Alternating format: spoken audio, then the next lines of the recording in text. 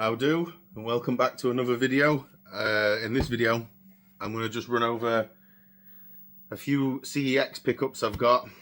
Some alright, not bad ones to be fair, and why I have this weird obsession with the PS1 and some of my favourite games. So I'll just get straight into the CEX pickups first. I think these cost around £150 for 5 games I've got here, and I'll get to 2 of them in a minute. But first one is Ape Escape. It's such a good fun game, and it was literally the first game that utilised the DualShock controller. Such a good game. It's not aged very well, but with the recent news that PlayStation are not holding back on some of their old franchises, remake this damn game, please, PlayStation.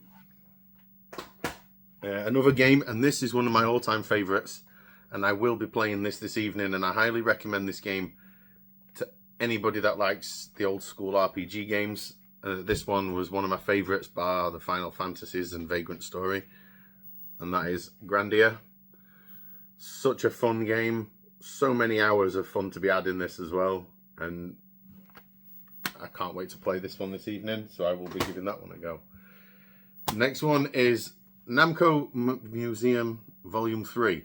As you can see with the M on that one, if you get all 5 of these games that are facing forwards, they spell Namco from one side to the other, obviously. But this one was a recent one from CEX, because they don't seem to have 2, 4 in stock very often. They had 5, but I missed out on that one. So this is the second one I've got. I've got 1 and 3, so soon enough I'll get them all, hopefully. And these two, I bought these together as Donald Mackerel. He's recently bought one of these, and he's since been in touch with me saying it's not as good as he remembers. But hey-oh, they're needed for the collection. Anyway, and he gave me just a bit of FOMO, the fact that I haven't played these for a long time. And both of these are the XCOM games, Terror from the Deep and Enemy Unknown.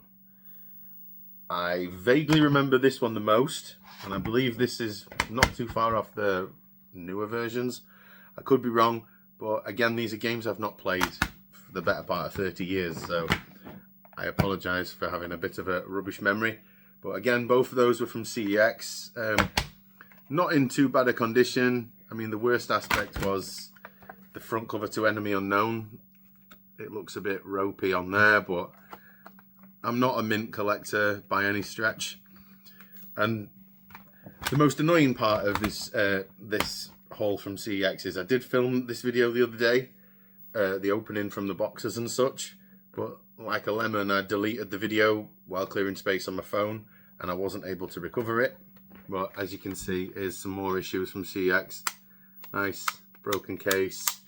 And the Terror from the Deep, the best part of this one, when I recorded it before, these first few pages, as you can see, have got what appear to be a little wrinkle in there. When I filmed this, they were a bit stuck together, and I was having a bit of a giraffe about how CEX sticky pages are always seem to be a thing with me. But again, I deleted it, so oh well.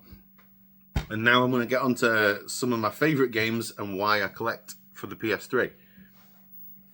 PS1, sorry. First of all, I played, back in the day, I had a Commodore 64 and a Sega Mega Drive. And obviously some of those games back then, not so much on the Commodore 64, but on the Mega Drive, it had some amazing games. Streets of Rage was one of my favourites, and I believe California Games I really enjoyed. But when the PS1 came around, the game for the time, the games blew me away in the terms of graphics, the 3D nature of it all, and it was just a massive step up from the 2D sprites that of the day. And 2 games that I got when I first got my first ever PlayStation, I still love these games today, and that is Tomb Raider 1 and Destruction Derby 1. These games, I don't even want to know how many hours I spent playing these things, but Destruction Derby, for its time, It had a really impressive damage model to the cars in the game. I mean, going back now, it's very simplistic, and I've been playing it this morning. But it's still tons of fun. I mean, the announcer in the game, it gets very repetitive, but it's such a blast. And Tomb Raider, I have been playing that also, but there's a lot of hours and a lot of mileage in this game to just have a little short blast this morning. But I do have the remaster trilogy, so mostly I've been playing it on the PS5. But it's just so good. It brings the nostalgia this game brings. I mean, as a 41-year-old man playing these games, it just brings me back to a simpler time in life. And obviously the 90s were a vibe if you were around in the 90s. But again, Tomb Raider. And then obviously we did have, back in the PS1 era, we had some absolute bilge games with the likes of, let me try and find something that's terrible. This XS airboat racing. I played it recently just to test it, and it's atrocious. A little bit of a Mario Kart style ripoff, but you know, we had a lot of these shocking games back on the PS1, and then we had games like this, Metal Gear Solid, which were just astounding for the time, and even now this game is really good. Not a fan of the more recent ones, but Metal Gear Solid is just a game into itself. And now some game series that I love, and these were what, again, I still play these sorts of games today, and they just reignite my passion for this system and why I decided to collect for it. And I'm not just a collector, I'm a gamer first and foremost, and I have been since, well before the PS1. But the PS1 was where everything was for me. I kind of dropped off the gaming with PS2. So when the PS2 came around, I hit my teenage years, I left high school, and I discovered all the things a young teenage boy discovers, let's put it that way. And by the time I'd grew up a little bit, settled down, got back into gaming, it was more the PS3 era. And I don't know if I'll be able to show you, but my PS3 selection is down there. It's a fairly sizable amount, really. But back on the PS3, it was all about Call of Duty, as a lot of people was back then.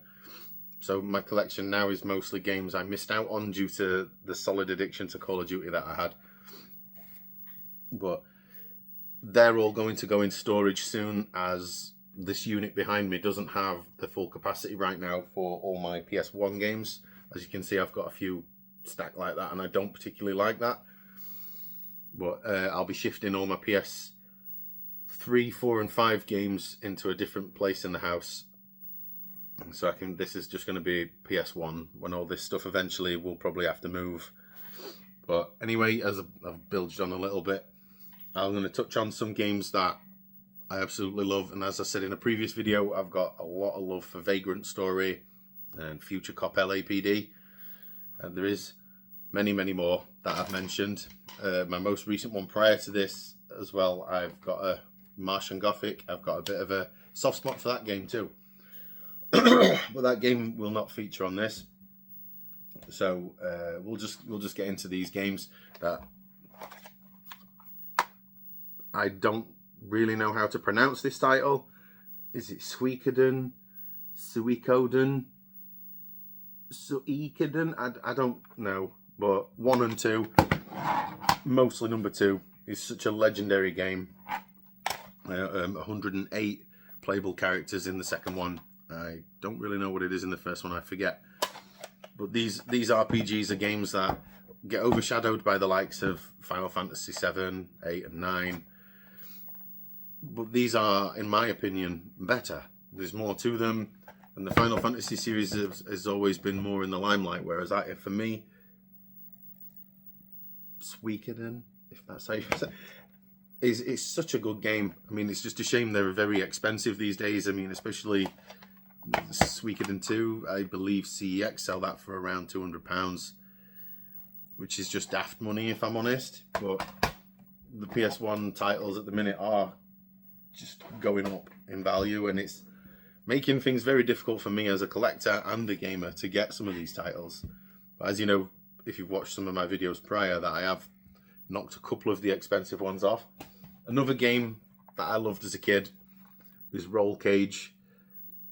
Basically, it was billed as Wipeout on wheels, and it is such a fun game where you can drive on the ceilings, blast away at the opposition. Me and an old friend of mine, we used to play this for hours on end, and then it was this, and then GoldenEye on the N64, and back to this. We didn't have a lot of money back in the 90s, but such a good racing game. I highly recommend people give that a go. Another fighting game here that, again, it's a game that doesn't get much love because everyone's on about Tekken. Rival Schools.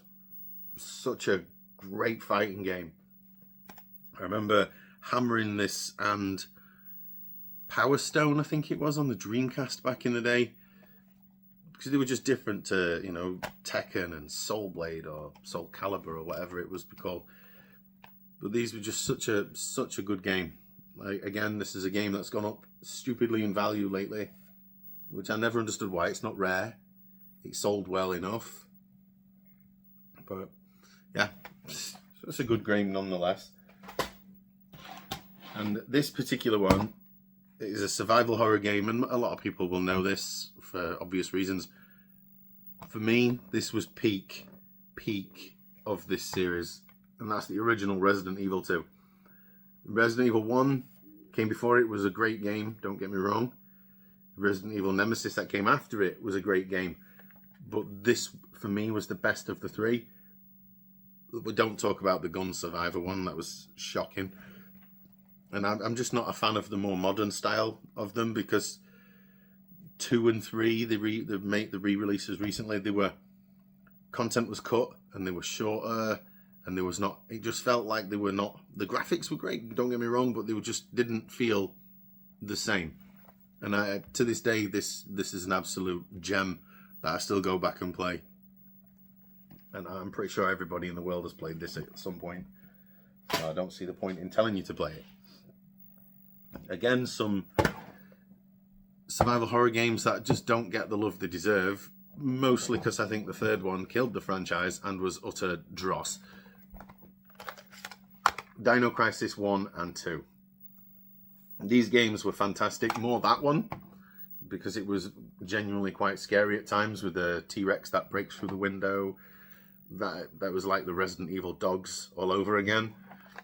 And number 2 was okay, but it was more of a run-and-gun shooter with combos and scores and buying better weapons. But they need to remake these games. I feel they're well deserving of it. I mean, I don't know when the third one came out. It was an Xbox game only, I believe. It was so crap.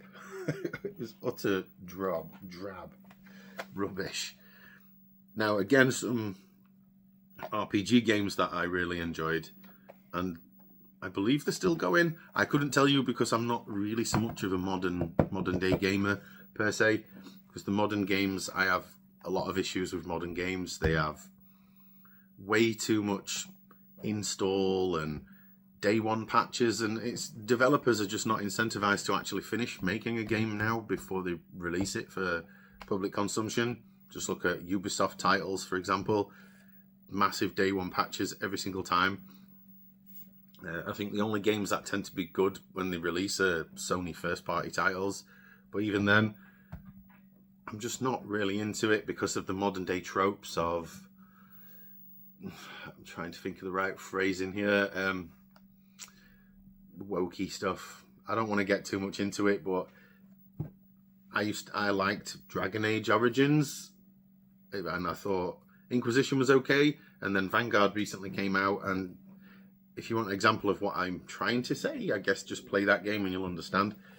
But these games anyway, sorry for the rabble there. Breath of Fire series, amazing RPG games. I believe number 3 was the better of the two, and I think there's a few more since. But again, if they were on PS2, I'll have missed those because my PlayStation 2 selection Here is about 10 games, and they're either Grand Theft Auto or Gran Turismo, because they're pretty much the only games I played on PlayStation 2 back in the day. But the Breath of Fire series, again, are good RPGs to play. And now these two games, I only ever played the first one, and I've got the second one here too. So I guess I will probably try this at some point. But the first one obviously is Vandal Hearts 1. And then the second one is its sequel number 2. And I've never played this one. I've played this one, and I remember this one being an absolute blast. So I guess I'll give this one a try again at some point. But those are some of my favourite games. Let me know if I've missed any off that you guys might like, and if my choices of favourite games is daft. But there is many more of a system with over 1,400 games, UK PAL versions anyway, but I think worldwide there was over 4,000 games for the system. And I've only touched on half a dozen, maybe more, sorry. Yeah, about 10. But there is many more games out there, so please let me know any games I've not shone a light on there that I should try or should get in for my collection. But again, thank you for watching my utter bilge, and I'll see you in the next one.